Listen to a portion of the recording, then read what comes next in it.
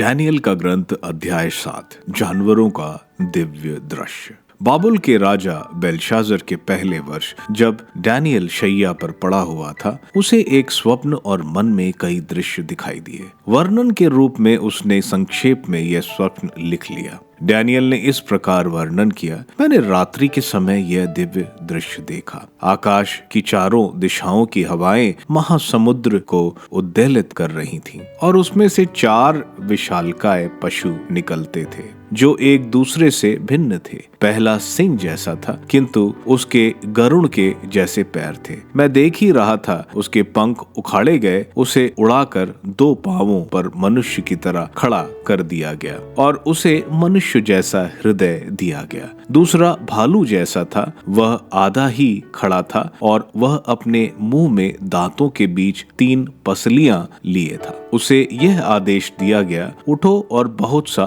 मांस खाओ। इसके बाद मैंने चीते जैसा एक और पशु देखा। उसकी पीठ पर पक्षियों के 4 डेने थे और उसके 4 सिर थे। उसे राजाधिकार दिया गया। अंत में मैंने रात्रि के दृश्य में 4था पशु देखा। वह विभिन्न डरावना और अत्यंत बलवान था। उसके दांत लोहे के थे। वह चबाता और खाता जाता था और जो कुछ रह जाता उसे पैरों तले रौंद देता था। वह पहले के सभी पशुओं से भिन्न था और उसके 10 सींग थे। मैं वे सींग देख ही रहा था कि उनके बीच में से एक और छोटा सा सींग निकला और उसके लिए जगह बनने के लिए पैरों पहले सींगों में से 3 उखाड़े गए। उस सींग की मनुष्य जैसी आंखें थी और उसकी एक डींग मारता हुआ मुंह भी था। वृद्ध और मानव पुत्र का दिव्य दृश्य। मैं देख ही रहा था कि सिंहासन रख दिए गए हैं और एक वयोवृद्ध व्यक्ति बैठ गया। उसके वृक्ष, उसके वस्त्र हिम की तरह उज्जवल थे और उसके सिर के केश निर्मल ऊन की तरह। उसका सिंहासन ज्वालाओं का समूह था और सिंहासन के पहिए दतकती अग्नि। उसके सामने से आग की धारा बह रही थी। सहस्त्रों उसकी सेवा कर रहे थे, लाखों उसके सामने खड़े थे। न्याय की कार्रवाई प्रारंभ हो रही थी और पुस्तकें खोल दी गईं। मैंने देखा कि सींग के डींग मारने के कारण 4था पशु मारा गया। उसकी लाश आग में डाली और जलाई गई। दूसरे पशुओं से भी उनके अधिकार छीन लिए गए, किंतु उन्हें कुछ और समय तक जीवित ही छोड़ दिया गया। तब मैंने रात्रि के दृश्य में देखा कि आकाश के बादलों पर मानव पुत्र जैसा कोई आया। वह वयोवृद्ध के यहाँ पहुंचा और उसके सामने लाया गया। उसे प्रभुत्व, सम्मान तथा राजत्व दिया गया।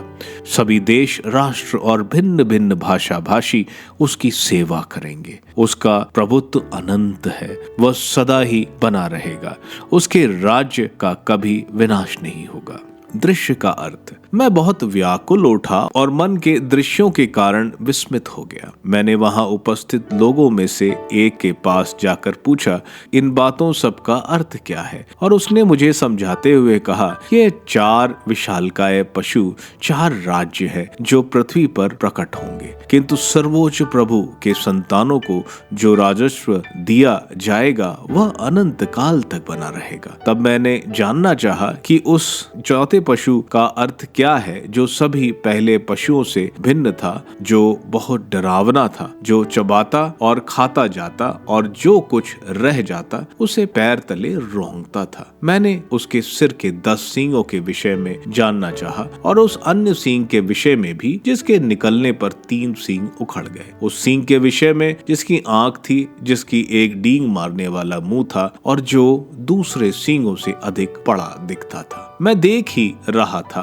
कि वह सींग संतों से युद्ध कर रहा था और वयोवृद्ध व्यक्ति के सामने तक उन पर प्रबल हो गया था। उसने सर्वोच्च प्रभु के संतों को न्याय दिलाया और वह समय आया जब संतों ने राज्य पर अधिकार प्राप्त कर लिया। उसने मुझसे यह उत्तर दिया, 4था पशु पृथ्वी पर प्रकट होगा, वह 4था राज्य है। वह अन्य सब राज्यों से भिन्न होगा। वह समस्त पृथ्वी को खा जाएगा और पैरों तले रौंद कर चूर चूर कर देगा। वे 10 सींगे इस राज्य के 10 राजा हैं। उनके बाद एक ऐसे राजा का उदय होगा जो पहले के राजाओं से भिन्न होगा और 3 राजाओं को परास्त कर देगा। वो सर्वोच्च प्रभु के विरुद्ध बोलेगा, सर्वोच्च प्रभु के संतों पर अत्याचार करेगा और प्रभु और प्रथाओं में परिवर्तन लाने की योजना तैयार करेगा। संत 3.5 वर्ष तक उसके हाथ में दिए जाएंगे। इसके बाद न्याय की कार्रवाई प्रारंभ होगी।